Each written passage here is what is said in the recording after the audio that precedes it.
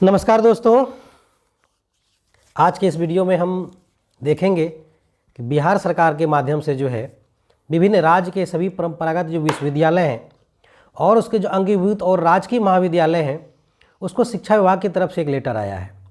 उस लेटर में क्या बात कही गई है उस पर हम चर्चा करेंगे, उस पर बात करेंगे और बिहार की शिक्षा व्यवस्था पर इसका क्या प्रभाव पड़ेगा इस पर भी बात करेंगे। लेकिन पहले देखते हैं वो लेटर जो वैद्यनाथ यादव भारतीय प्रशासनिक सेवा सचिव शिक्षा विभाग द्वारा सभी कुलपतियों को और प्रधानाचार्यों को, राजकीय महाविद्यालय प्रधानाचार्यों को भेजा गया है वो क्या है और उसमें क्या बातें कही गई हैं। उन सारी बातों पर हम डिटेल से चर्चा करेंगे और ये देखेंगे कि क्या हो सकता है और अभी वर्तमान व्यवस्था क्या बनी हुई है। देखिए दोस्तों, चूँकि पहले जो असिस्टेंट प्रोफेसर की बहाली होती थी वो यूजीसी के मानदंड के आधार पर होती थी, नियमित बहाली होती थी यानी कि रेगुलर फैकल्टी की बहाली होती थी। उसके बाद का जो दौर आया वो आया कॉन्ट्रैक्चुअल फैकल्टी की, यानी असिस्टेंट प्रोफेसर के जगह पर अनुबंध वाले प्रोफेसर होने लगे, असिस्टेंट प्रोफेसर होने लगे, यानी कॉन्ट्रैक्चुअल असिस्टेंट प्रोफेसर होने लगे, लेक्चरर होने लगे और प्रोफेसर भी कॉन्ट्रैक्चुअल होने लगे। उसके बाद का जो दौर आया वो आया कि जो गेस्ट फैकल्टी हैं उसकी बहाली होने लगी। यूजीसी का जो मानदंड था उस आधार पर गेस्ट फैकल्टी की बहाली होने लगी। प्रारंभ में उसका जो पारिश्रमिक मिलना होता था वो शायद विश्वविद्यालय के आंतरिक स्रोत से ही मिलना होता था। उसके बाद धीरे धीरे वो प्रक्रिया जो और आगे बढ़ी और अब गेस्ट फैकल्टी की जो है क्लास के आधार पर बहाली होने लगी लगभग सभी राज्यों में, केंद्रीय विश्वविद्यालयों में, और जो राज्य के विश्वविद्यालय हैं वहाँ भी गेस्ट फैकल्टी की बहाली होने लगी। चूँकि ये दौर चलता रहा और उस दौर के बाद क्या हुआ कि गेस्ट फैकल्टी का जो मानदेय है वो किसी महीनावार या मासिक मानदेय नहीं है। हालांकि किसी किसी स्टेट में जो है वहाँ की राज्य सरकार ने जो है दया का भावना दिखाते हुए उनको साल में 12 महीना का जो मानदेय होता है और फिक्स सैलरी होती है वो भी देना शुरू कर दिया। लेकिन जो रेगुलर असिस्टेंट प्रोफेसर होते हैं उनके अनुसार उसके हिसाब से जितना उसको सैलरी मिलती है या अन्य भत्ते जो मिलते हैं, जो सुविधाएँ मिलती हैं, उनमें से कुछ नहीं। रोजगार की प्रकृति भी टेम्प्रोरी है, कब हट जाए कहना मुश्किल है ना। और चूँकि कई बार तो क्या होता है कि मान के चलिए कि अधिकारियों के दया पर भी निर्भर करता है कि आपसे कैसा बनता है। क्लासेस पर भी कई तरह की बातें होती हैं, क्लास पूरेंगे कि नहीं पूरेंगे, उनको कितने मिलेंगे। हालांकि विश्वविद्यालय ने या राज्य सरकार ने यूजीसी के रेगुलेशन के आधार पर जो बहाल की थी उसके चूँकि 2019 में ही जो है 2018 के लास्ट में जो है जो यूजीसी यूनिवर्सिटी ग्रांट कमीशन उन्होंने इसके जो पर क्लास पहले 1000 रुपया था उसको बढ़ा के जो है 1500 प्रति क्लास कर दिया गया। हालांकि देश के कई राज्यों में ऐसा व्यवस्था लागू नहीं हो सका है। कुछ राज्यों ने क्या किया, उनको 1500 लागू कर दिया। लेकिन हर एक साल 11 महीने के लिए उनको वेतन मिलता है, 11 महीने के बाद 12वें महीना गर्मी छुट्टी में उनको वेतन नहीं मिलता है। चलिए ये तो चलते रहते हैं। लेकिन अब जो है बिहार सरकार में एक नया लेटर जारी किया गया है वैद्यनाथ यादव भारतीय प्रशासनिक सेवा शिक्षा सचिव शिक्षा विभाग द्वारा। इसमें क्या है, इसमें ये कहा गया है कि जो खाली पद हैं कॉलेज में असिस्टेंट प्रोफेसर के, प्रोफेसर के, रीडर के या लेक्चरर के या इंस्ट्रक्टर वगैरह के जो खाली पद हैं उन पर अब गेस्ट फैकल्टी या कॉन्ट्रैक्चुअल टीचर बहाल नहीं होंगे। उन पर क्या होंगे, अब जो बहाली होगी, जो खाली पद बचे हुए हैं उसमें एजेंसी के माध्यम से बहाली होगी। एजेंसी के माध्यम, जैसे अभी आप विभिन्न विश्वविद्यालयों में, कॉलेजों में, विभिन्न विभागों में देख रहे हैं एजेंसी माध्यम से गार्ड वगैरह की बहाली या जो स्टाफ वगैरह की बहाली होती है उनकी हो रही है, जिनको बहुत कम वेतन मिलता है। उसी तर्ज पर जो है बिहार में अब क्या है कि जो शिक्षा विभाग के सचिव हैं उन्होंने विश्वविद्यालय के लेटर भेजा है, सभी विश्वविद्यालय के लेटर भेजा है, प्रधानाचार्यों को लेटर भेजा है। क्या लेटर भेजा उसको पहले डिटेल से समझते हैं, उसके बाद बात करते हैं।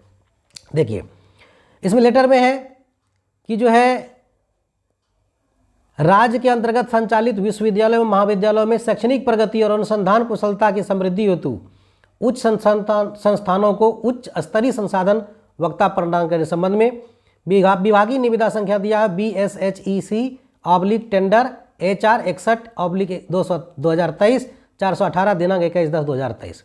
इसमें क्या कहा गया है, देखिए कहा गया है महाशय, प्रारंभिक विषय के संबंध में कहना है कि राज्य के अंतर्गत स्थापित विश्वविद्यालयों में उनके अधीनस्थ महाविद्यालयों में शैक्षणिक प्रगति और अनुसंधान कुशलता की समृद्धि हेतु उच्च संस्थानों को उच्च स्तरीय संसाधन वक्ता प्रदान करने हेतु एजेंसी चयन के संबंध में निविदा दिनांक 21/10/23 को प्रकाशित की गई थी। निविदाओं का समीक्षात्मक विश्लेषणोपरांत इस कार्य से संबंधित निविदाताओं से विभाग द्वारा निर्धारित दर पर प्राप्त सहमति के आधार पर केंद्रीकृत तरीके से उच्च स्तरीय संसाधन वक्ता उपलब्ध कराने हेतु कुल 4 एजेंसियों को सूचीबद्ध किया गया है, जिसे परिशिष्ट क के रूप में देखा जा सकता है। यानी कह दिया कि 4 एजेंसी का चयन इसके लिए कर लिया गया है, जल्दी व्यवस्था लागू होने की संभावना है। निविदा समिति द्वारा शिक्षक संलग्नता शिक्षण संवाद के आधार पर दर परिशिष्ट ख में निर्धारित किया गया। क्या है परिशिष्ट क और ख हम बताएंगे, जिसके लिए विश्वविद्यालयों और महाविद्यालयों का आंतरिक स्रोत से व्यय करने में सक्षम होंगे। यानी वो विश्वविद्यालय या महाविद्यालय अपने आंतरिक स्रोत से व्यय करेगा। ठीक है। एजेंसी द्वारा सभी स्टैट्यूटरी कंप्लायंस का पालन करना अनिवार्य होगा, यानी जो भी नियम कानून बनाए हैं सरकार ने उसको पालन करना होगा। एजेंसी को निविदा एवं शुद्धि पत्र में उल्लिखित सभी शर्तों के अनुरूप सेवा देनी होगी, यानी जो सरकार के माध्यम से उन्होंने जो सरकार से कॉन्ट्रैक्ट किया होगा, जो साइन किया होगा मेमोरेंडम पर, उस पर बात करेंगे। एजेंसी को स्कोप ऑफ वर्क की कंडिका 3 में उल्लिखित सभी कार्य व्यय के अनुरूप सेवा देना अनिवार्य होगा, वो भी देख लेंगे क्या है। चलिए क्या है, और उसके बाद देखिए, विश्वविद्यालय एवं उसके अधीनस्थ महाविद्यालय परिशिष्ट क में अंकित किसी भी एजेंसी से इकरारनामा कर कार्य लेने में स्वतंत्र होगी। यानी चारों में से कोई एजेंसी इकरारनामा कर सकते हैं। यह इकरारनामा 2 साल की अवधि के लिए मान्य होगी, यानी 2 साल कॉन्ट्रैक्ट होगा, जिसे विश्वविद्यालय द्वारा एजेंसी से आपसी सहमति के उपरांत विस्तारित किया जा सकेगा। विश्वविद्यालयों महाविद्यालयों मानव बल लेने हेतु 4 सूचीबद्ध एजेंसियों में से किसी से भी इकरारनामा के आधार पर कार्य ले सकती है। इतना ही नहीं, इन सूचीबद्ध एजेंसियों द्वारा कार्य नहीं लिए जाने की स्थिति में निविदा शर्त के अनुरूप समान अर्हता वाले स्थानीय अन्य एजेंसियों से भी निर्धारित न्यूनतम दर पर उससे कम दर पर कार्य हेतु इकरारनामा किया जा सकता है। देख लीजिए। उसके बाद विश्वविद्यालय व महाविद्यालय कॉन्ट्रैक्ट वैल्यू का 5% प्रदर्शन प्रतिभूति राशि यानी परफॉर्मेंस बैंक गारंटी के रूप में एजेंसी से जमा कराते हुए इकरारनामा करेंगे। अब देखिए, परिशिष्ट क ख RFP की प्रति भी यह है, ये देख लीजिए। ये जो है माननीय विधान वैद्यनाथ यादव शिक्षा विभाग बिहार सरकार सचिव के द्वारा जो है ये सभी कुलपति को जारी किया गया है 5/12/2023 को। अब जो है ये क्या है, इसमें देखिए 4 एजेंसी, किस किस एजेंसी का चयन किया गया। परिशिष्ट क में एजेंसी का नाम है, ये देखिए name agency destiny IT service private limited, address दिया हुआ है आसियाना टावर एग्जीबिशन रोड पटना, है ना। मोबाइल नंबर, email ID है।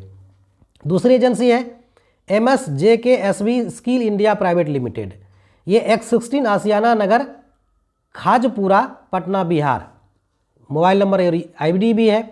विकास ट्रेडर्स, ये SO Jagannath Yadav 16 ward number 03 Chanaur Manigachhi Darbhanga Bihar, इतना।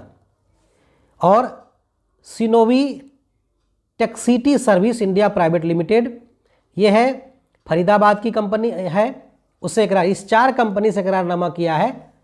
किसके लिए कि जो पद खाली है उस पर एजेंसी के माध्यम से assistant professor, professor, reader, lecturer की बहाली के लिए, है ना, 2 साल के लिए। चलिए अब देखिए क्या है इसमें, किसको कितना वेतन मिलना उन्होंने भी ये तय कर दिया। जैसे इंस्ट्रक्टर है, अगर एक सेशन 50 मिनट का लेता है फिजिकल मोड में तो 500 तय किया गया है ना, पर लेक्चर 500 वर्चुअल। उसके बाद अगर 3 सेशन लेता है ना, तो 3 सेशन के लिए 1200 मिलेंगे। और फुल डे अगर 5 सेशन अगर लेता है तो 5 सेशन के लिए उसको 1500 मिलेंगे। उसी तरह ट्रेनर या स्पीकर है, जिसमें लेक्चर, थ्योरी, ट्यूटोरियल, प्रैक्टिकल हो, तो सिंगल 50 मिनट के लिए 500, 1-2 डेज इंगेजमेंट 3 क्लासेस के लिए 1200 और 5 क्लास के लिए 1500 जो है उनको मिलेगा। असिस्टेंट प्रोफेसर के लिए क्या है, असिस्टेंट प्रोफेसर के लिए देखिए पर रेट पर लेक्चर, फिजिकल लेक्चर देना है 50 मिनट के लिए 1000 और 3 सेशन के लिए 1800 और फुल डे पूरा डे इंगेजमेंट के लिए 2000 रुपया उसको मिलेगा, है ना। अब देखिए क्या है, उसके बाद ये जो एसोसिएट प्रोफेसर है उसके सिंगल सेशन के लिए 1 क्लास के लिए 1200, 2 क्लास के लिए उसको 2200 मिलेंगे और उसके बाद जो है 3 क्लास के लिए यानी फुल डे एंगेजमेंट के लिए उसको 3000 मिलेंगे। प्रोफेसर के लिए क्या है ड्यूरेशन, 1 क्लास यानी 50 मिनट के लिए 1500 मिलेंगे, 2-3 क्लास के लिए 2800 मिलेंगे और 5 क्लास के लिए 3500 मिलेंगे। ठीक, उसी तरह से प्रोफेसर ऑफ प्रैक्टिस उसके लिए देखिए क्या है, सिंगल सेशन के लिए 1500, 3 सेशन के लिए 2800 और फुल डे एंगेजमेंट के लिए उसको 3500 मिलेगा, है ना। तो इस तरह से बिहार में जो है अब एजेंसी के माध्यम से कॉलेजों में असिस्टेंट प्रोफेसर और जो आप प्रोफेसर ऑफ प्रैक्टिस करते हैं उसकी बहाली होनी है ना। चूंकि ये स्रोत अभी वर्तमान समय में जो कह रही है सरकार की आंतरिक स्रोत से विश्वविद्यालय को और कॉलेजों को भुगतान करना है, यानी बिहार में असिस्टेंट प्रोफेसर की बहाली की नई व्यवस्था लागू होने जा रही है ना।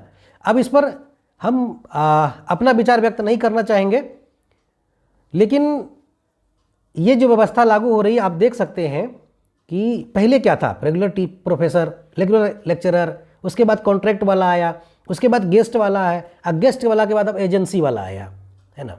तो हम कहाँ जा रहे हैं इस पर चर्चा होनी चाहिए, अब थोड़ा सोचना चाहिए हमें।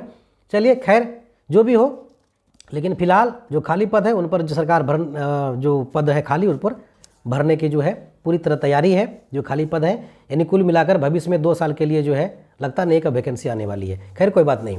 चलिए ये वीडियो हमारा कैसा लगा हमें कमेंट बॉक्स में ज़रूर बताइएगा, और यदि अभी तक हमारे इस चैनल को सब्सक्राइब नहीं किया तो सब्सक्राइब कर लीजिएगा, क्योंकि ऐसे वीडियो हम लगातार लेके आते रहेंगे। तब तक के लिए बने रहिए हमारे चैनल पर, और अब हमें विदा दीजिए। नमस्कार, धन्यवाद।